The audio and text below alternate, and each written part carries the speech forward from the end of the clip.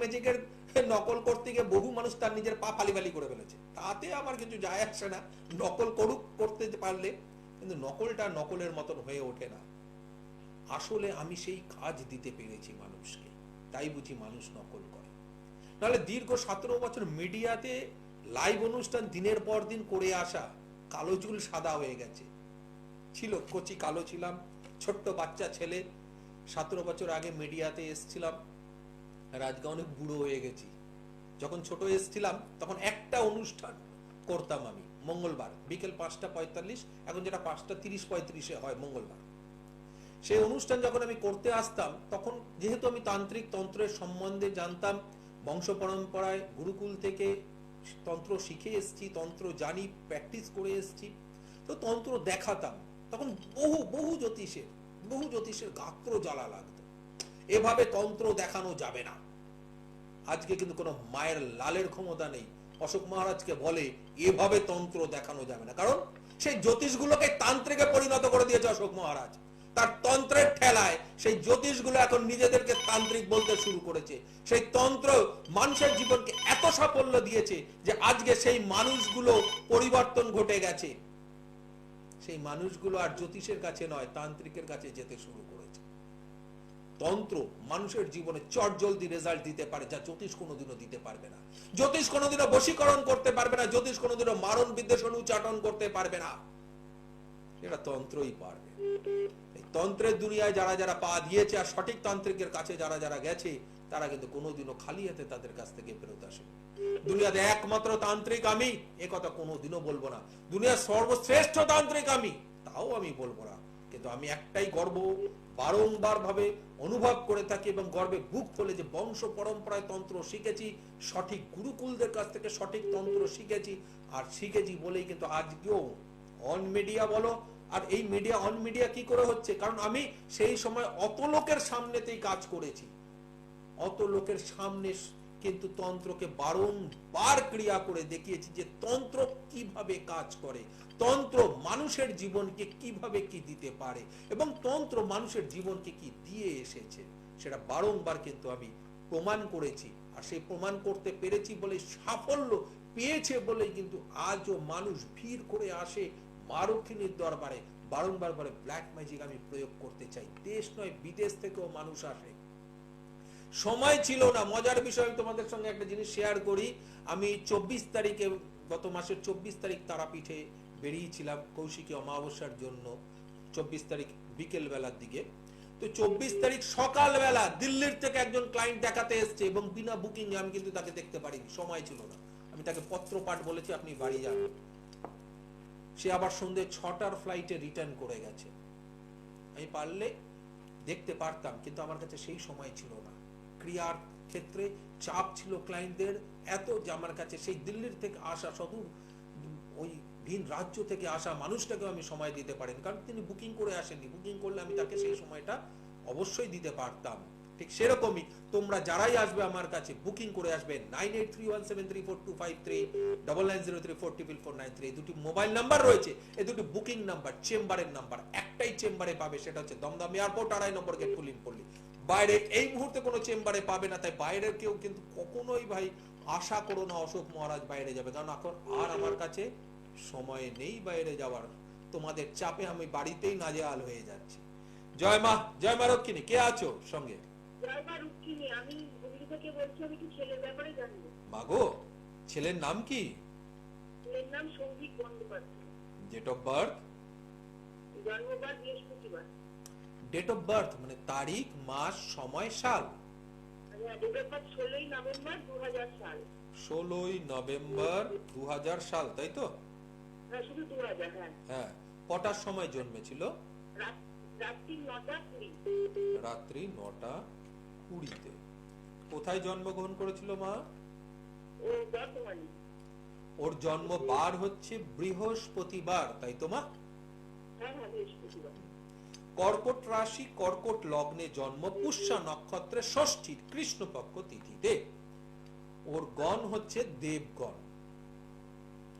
দিন হিসেবে বুধবার, মাস হিসেবে পৌষ মাস। এটা কিন্তু ওর ক্ষেত্রে সমস্যা। চেষ্টা করবে যতটা পুজো আর্চার সঙ্গে ওকে যুক্ত রাখা যায়, জপ ধ্যান এগুলো করানো যায়।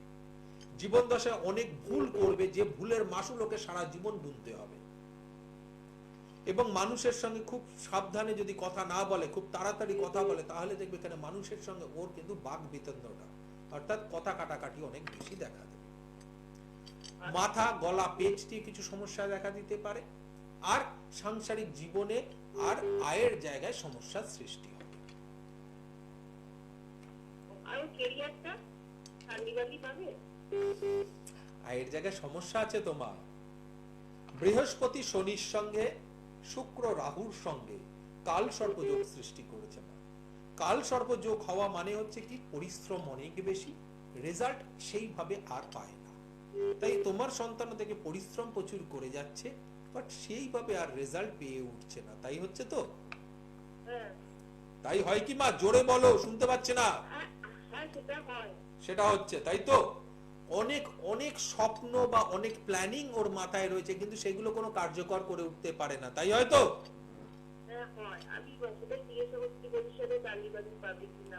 আচ্ছা, এখন বর্তমানে কি করতে চেষ্টা করছে বা কি করছে? বর্তমানে গ্র্যাজুয়েশন করে একটা ছোটখাটো করছে। আগামী দিনে খুব ভালো কিছু হবে কিনা, তাই তো?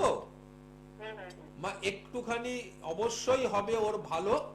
ভালোর জায়গায় তো কিছু বাধা আছে মা, যে বাধাগুলো আমি উল্লেখ করলাম।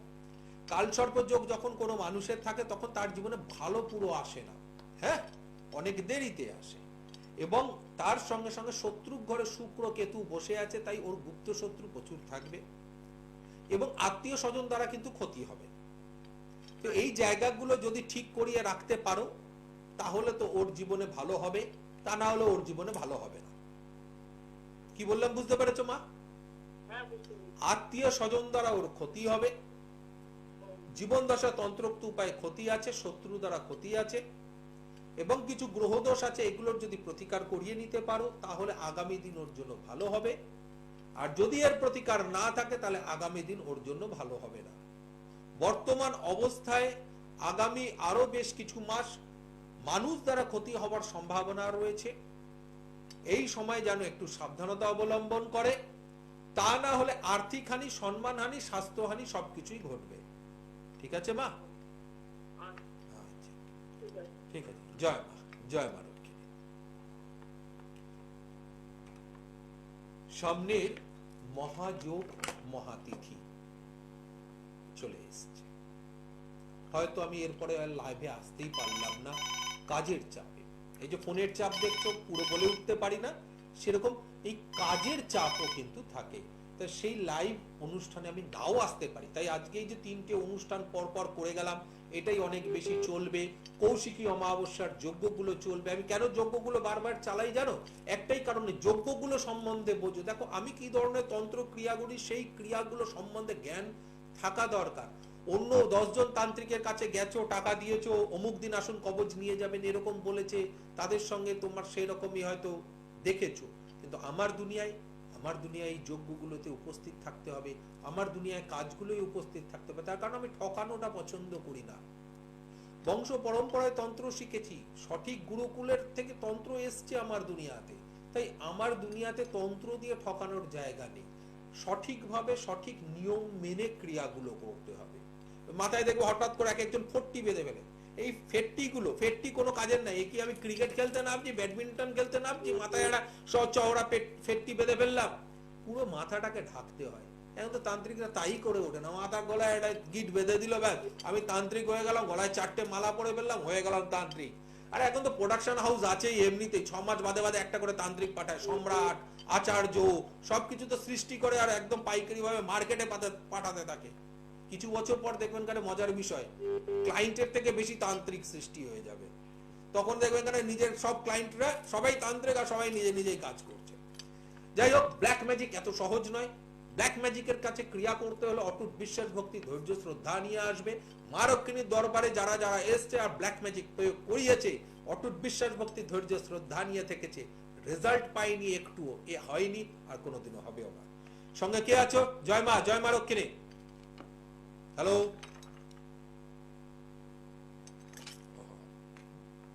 হ্যালো, লাইনটা হয়তো কেটে গেল। ঠিক আছে, তুমি আবার চেষ্টা করো, অবশ্যই তোমার সঙ্গে সেইভাবে যোগাযোগ হয়ে যাবে। তোমার সঙ্গে হয়তো সম্পর্ক না, যোগ তোমার রয়েছে, সেই কারণে সম্পর্ক জুড়েও সম্পর্কটা আবার তৈরি হলো না।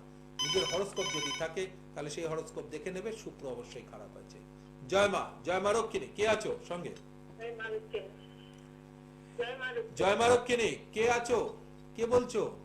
আমি ছেলের জন্য ফোন করেছি। মা তুমি কোথা, মন্ডল, হ্যাঁ কোথা থেকে বলছো মা? যাদবপুর থেকে। ছেলের নাম কি? Aditya Kumar Mandal. Date of birth বলো মা। হ্যাঁ, ডেট অফ বার্থ বলো সন্তানের। 1994, হ্যাঁ হ্যাঁ, 1994 2nd জুলাই। 2nd জুলাই 1994। কটার সময় মা? রাত্রি 10টা 10-এ। 28 বছর বয়স, তাই তো? পড়েছে 28। হুম। জন্মস্থান কোথায় মা? কলকাতায়। ওর জন্ম বার হচ্ছে শনিবার, তাই তো মা? হ্যাঁ, আচ্ছা। মেষ রাশির কুম্ভ লগ্নে অশ্বিনী নক্ষত্রে দশমীর কৃষ্ণপক্ষ তিথিতে ওর জন্ম হয়েছে। ওর গণ হচ্ছে দেবগণ, বুঝতে পেরেছো মা? হ্যাঁ। দিন হিসেবে রবিবার, মাস হিসেবে কার্তিক মাস ওর জন্য শুভ নয়। এই সময় যতটা পুজো পাঠ, জপ ধ্যান, স্তব স্তুতি পাঠ এগুলো করলে খুব ভালো।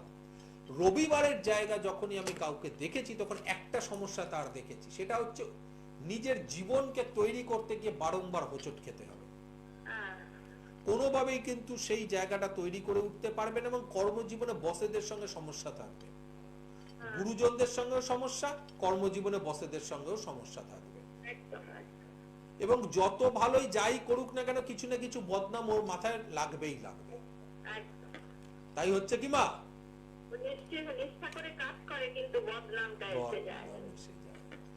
এবং এখানে আমি দেখতে পাচ্ছি বা চন্দ্রকেতু বৃহস্পতি রাহুর সঙ্গে বসে লগ্নে শনি, দেখবে এখানে যেটা আজকে পাওয়ার সেটা 6 মাস বাদে পায়।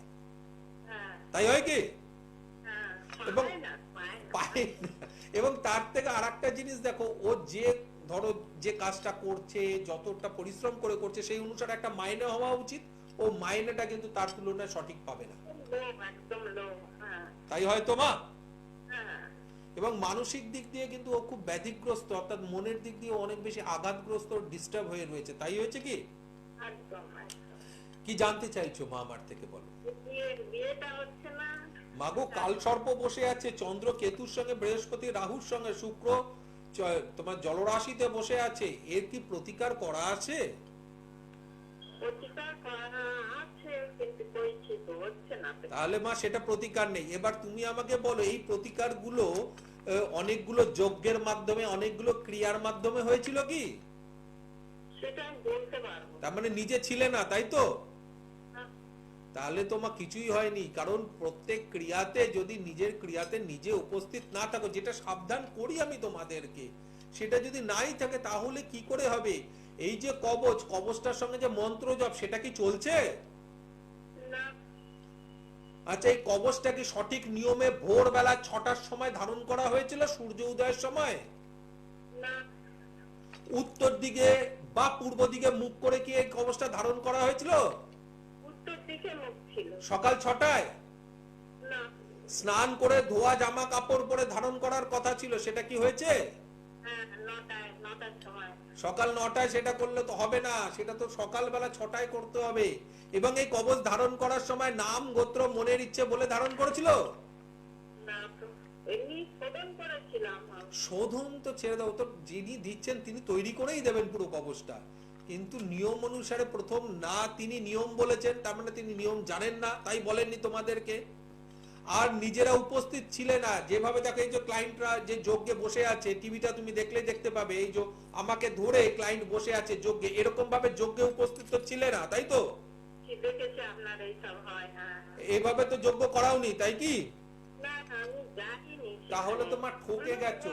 অল্প মাঙ্গলিকটা কি বেশি আছে না কম আছে? মাঙ্গলিকটা বেশি আছে না কম আছে? তোমার ছেলের 1 2 3 4 পুরোটাই মাঙ্গলিক মা।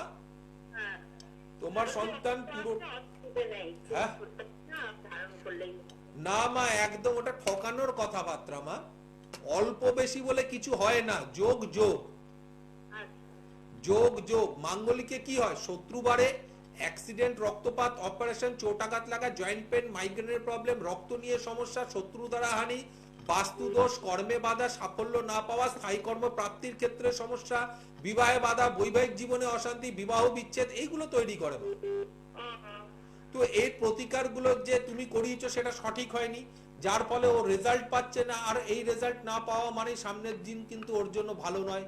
তুমি কি চাও ওর জীবন ভালো যাক না যাক? কোথায় যেতে হবে স্যার? এই রে, কোথায় যেতে হবে? তুমি টিভিতে দেখো, বুকিং নাম্বার দিয়েছে দুটো, বুকিং নাম্বার গুলো দেখতে পাচ্ছ?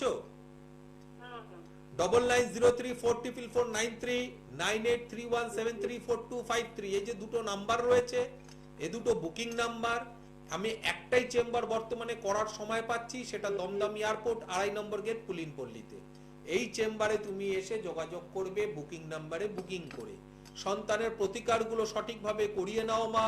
যদি না করিয়ে নাও তাহলে কিন্তু উন্নতি নেই মা। কারণ গ্রহদোষ যখন কোনো মানুষকে জড়িয়ে ধরে তখন কিন্তু সে দোষ থেকে বেরিয়ে আসতে পারে না প্রতিকার ছাড়া। তাই ওই যে যেগুলো যা দিয়েছে সেইগুলোতে কি তোমরা এইভাবে নিয়ম মেনে ক্রিয়াগুলো করেছো? তাহলে কি হলো? এখন তোমাকে যদি বলি রান্না করতে, আর তুমি যদি নিয়ম না মেনে রান্না করো, তাহলে রান্নাটা কি রান্না হবে? ঠিক সেরকমই তন্ত্রটা নিয়ম মেনে করনি, প্রত্যেকটা নিয়ম অনুসারে ক্রিয়া করনি, কবচ ধারণের পর প্রত্যেক অমাবস্যায় যাবার দরকার, সেটা কি গেছো, যাচ্ছ? তাহলে কি করে রেজাল্ট পাবে মা? সেই জ্যোতিষ যে তান্ত্রিকের পাল্লায় পড়েছে সেটা ঠকবাজ, সে তোমাদেরকে ঠকিয়েছে আর তোমরা ঠকেছো। তাই নিয়ম অনুসারে সেই জায়গাগুলোকে করিয়ে নাও মা, নিয়ম অনুসারে ক্রিয়াগুলোকে চালিয়ে যাও। যতক্ষণ না তুমি পুরো রেজাল্ট পাবে ততক্ষণ অবধি এই ক্রিয়াগুলো চলতে থাকে, এটাই নিয়ম, বুঝেছো মা? এবং সেই ক্রিয়াগুলোতে তোমাদের উপস্থিতি থাকা দরকার, এটাই নিয়ম। এই নিয়ম অনুসারে করবে, অবশ্যই সাফল্য পাবে। সাফল্য পাবে না, সাফল্য পায় না, এটা হয় না মা, গ্যারান্টি দিয়ে বলছি আমি, রেজাল্ট 100% পাবে, কিন্তু নিয়ম অনুসারে করবে। ঠিক আছে মা? ঠিক আছে ঠিক আছে, চলো, জয় মা। ওখানে যেতে গেলে আপনার কাছে বুকিং করতে গেলে কত টাকা ভিজিট কর? মাগো, অনলাইনে তো বলা যাবে না, তুমি মোবাইল নাম্বার ওগুলো রয়েছে, ফোন করো, ওরাই বলে দেবে সঙ্গে সঙ্গে। ঠিক আছে, ফোন করো, মোবাইল নাম্বার গুলো লিখে নাও, 9831734253 9903449493, এই নাম্বার গুলোতে ফোন করলেই পেয়ে যাবে সবকিছু ডিটেইলস। ঠিক আছে, জয় মা, জয় মা। অনলাইনে অনেক কিছুই বলা সম্ভব নয়, বলা যায় না, কত টাকার বুকিং ফিস এগুলো বলা যায় না। তোমরা সবাই ওখানে ফোন করে নেবে, যারা যারা মনে করবে আসতে চাইছো তারা তারা ফোন করবে, কারণ যারা যারা আসতে চাইছো না তারা বুকিং করিয়ে তারপরে আমি এই ব্যস্ত, আমি ভুলে গেছি, এরকম যেন কোনো অজুহাত না শুনতে পাই। কারণ এটা শুনতে পেলে তার নাম্বারটাকে ব্ল্যাকলিস্ট করে রাখা হয়, আগামী দিন সে কোনো বিপদে পড়লেও তাকে দেখা হয় না। এটাই আমার নিয়ম, আমি কঠোরভাবে নিয়ম সবকিছুই পালন করে চলি।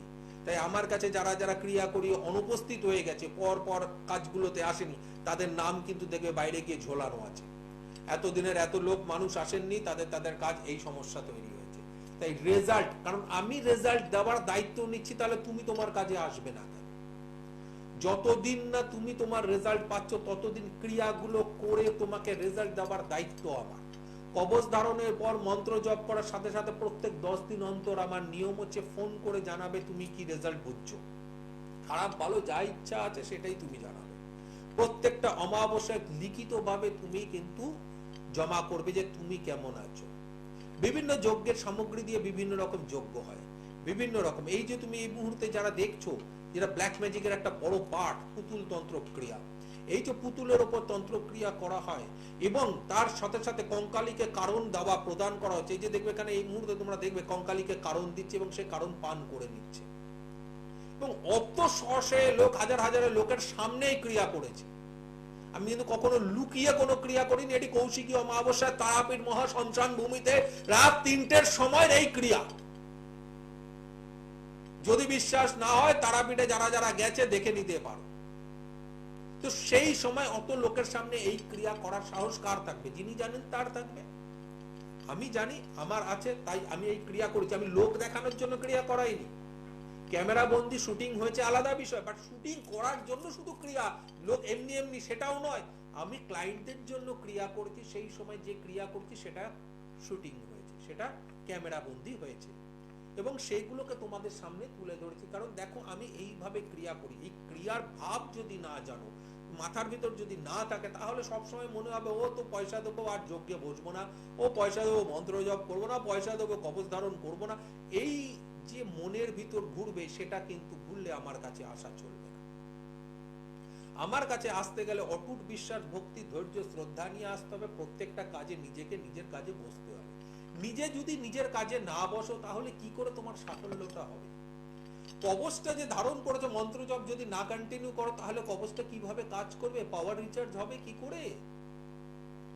যজ্ঞের তাপ যদি তোমার শরীরে না লাগে, তাহলে তোমার শরীর শোধন হবে কি করে? তোমার ওরা সার্কেল চেঞ্জ হবে কি করে? তোমার উপর তন্ত্রোক্ত ভাবে যদি ঘুরিয়ে কোনো জিনিস না ফেলা হয়, তাহলে তোমার দোষগুলো খণ্ডন হবে কি করে? তো এই ক্রিয়াগুলো, দোষগুলো খণ্ডন, ক্রিয়াগুলো হওয়ার জন্য তোমাকে তোমার কাজে উপস্থিত থাকতে হবে। তুমি যদি খুব ব্যস্ত থাকো, তোমার কাছে সময় নেই তোমার কাজে বসার জন্য, তাহলে এই খবর কাগজে 3 মিনিটে ক্রিয়া করে অনেকে, দেখবে 3 মিনিট, 7 মিনিট, 10 মিনিট, একদিন, 2 দিন, 3 দিন, তাদের কাছে চলে যাও। আমার কাছে এসো না। কারণ আমি তো কখনো দিন দিয়ে, সময় দিয়ে কাউকে বলি না বাবা এত দিনে হয়ে যাবে, এত সময়ের মধ্যে হয়ে যাবে। এই আমার কাছে এসো না।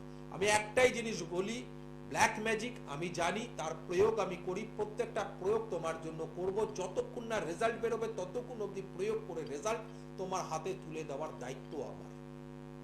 ক্রিয়াগুলোয় উপস্থিত হওয়ার দায়িত্ব তোমার। তোমার ক্রিয়া তুমি যদি উপস্থিত না হও, কোনোভাবেই হতে পারে না। তোমার বাড়িতে পুজো, সামান্য পুজো, একটুখানি ভালো করে শোনো, তাহলে বুঝবে যে কিভাবে ঠকো তোমার। তোমার বাড়িতে তোমার পুজো, আর সেই পুজো, লক্ষ্মী পুজো হোক, নারায়ণ পুজো হোক, তুমি ঠাকুর মশাইকে পয়সা দিয়ে বলে দিয়ে, তো ঠাকুর মশাই আপনি আপনার বাড়িতে পুজো করে নেবেন, আমার সময় নেই, আমি একটু ঘুরতে যাচ্ছি। হবে তোমার লক্ষ্মী পুজো, হবে তোমার সরস্বতী পুজো, হবে তোমার কালী পুজো, হবে তোমার দুর্গা পুজো, হবে তোমার বাড়িতে শিব পুজো, নারায়ণ পুজো, কিছু হবে? যদি সেই পুজো না হয়, তাহলে তোমার জন্য এই যে বৃহৎ তন্ত্র ক্রিয়া, যা শয়ে শয়ে, হাজারে হাজারে, লক্ষে লক্ষে টাকা তুমি ব্যয় করছো নিজের মনের ইচ্ছে পূরণের জন্য, নিজের বাধা কাটানোর জন্য, নিজের সমস্যা থেকে পার হবার জন্য, সেই ক্রিয়াতে তুমি যদি নিজে নিজে উপস্থিত না থাকো, তাহলে কি করে তোমার সেই ক্রিয়া সাফল্য প্রদান করতে পারে? আমার আগের যিনি ছিলেন কলার বন্ধু, দেখেছো তো মারটাকে অনেক করিয়েছেন, কিন্তু কারুর কাছে যজ্ঞে কেউ বসতে দেয়নি। অনেক কবচ টবচ ধারণ করিয়েছেন, কিন্তু ক্রিয়াতে কেউ ডাকেননি। তার মানেটা কি? পাইকারি কবচ, পাইকারি তন্ত্রে পড়েছে। প্রোডাকশন হাউস থেকে বেরোয় মানুষ 6 মাসে তান্ত্রিক হয়ে, ঠিক সেরকম প্রোডাকশন হাউসের তান্ত্রিক লাল নীল কাপড় পরে বসে পড়লো, গলায় মালা জড়িয়ে, কপালে টিপ লাগিয়ে। আর এখন তো হাতে এটা নিয়ে বসার চল শুরু হয়ে গেছে, কারণ অশোক মহারাজ বসেছে। অশোক মহারাজের প্রচুর ভক্ত, প্রচুর ক্লায়েন্ট থাকে, প্রচুর কাজ করে, তাহলে আমাদেরও এরকম হাতে নিয়ে বসলে টিভিতে আমরাও অনেক ভক্ত পাবো, অনেক ক্লায়েন্ট হবে। সেভাবে মানুষ ঠকানো যেতে পারে, মানুষের কাজ দেওয়া যেতে পারে না। যারা কাজ চাইছো, যারা রেজাল্ট চাইছো, তারা মা রক্ষিণীর দরবারে আসো, ব্ল্যাক ম্যাজিকের প্রয়োগ করাও। সময় নয়, সাফল্যের গ্যারান্টি আমি দিয়ে থাকি, এবং সাফল্য যতক্ষণ না পাবে, ততক্ষণ অব্দি এই কর্ম করে যায়। তাই অটুট বিশ্বাস, ভক্তি, ধৈর্য, শ্রদ্ধা নিয়ে মা রক্ষিণীর দরবারে আসো, ব্ল্যাক ম্যাজিকের প্রয়োগ করাও।